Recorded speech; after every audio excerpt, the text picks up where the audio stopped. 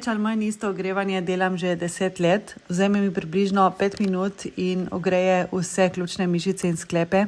In zelo podobno ogrevanje delamo tudi v programih Fit Mami in pa izzivih Fit Mami. In iskreno, res ne maram zgubljati časa z ogrevanjem in mislim, da ga tudi ti ne rabiš.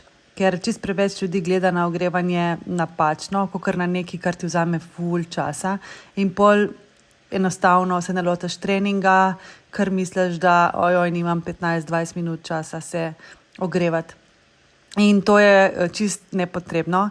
Ne rabiš tistega old school ogrevanja, kjer stojiš na mestu, vrtiš boke, krožiš z rokami ali pa delaš neke izolirane gibe.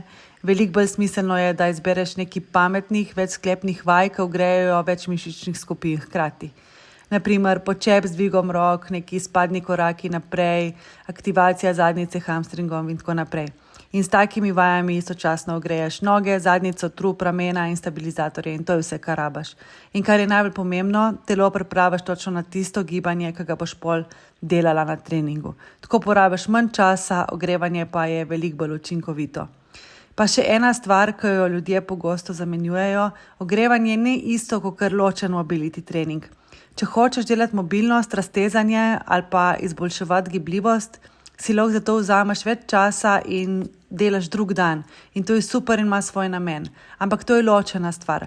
Ogrevanje pred treningom za moč naj bo kratko, smiselno in funkcionalno. Ker bo pol tudi večja verjetnost, da boš trening dejansko naredila. 5 minut do 7 minut je več kot dovolj.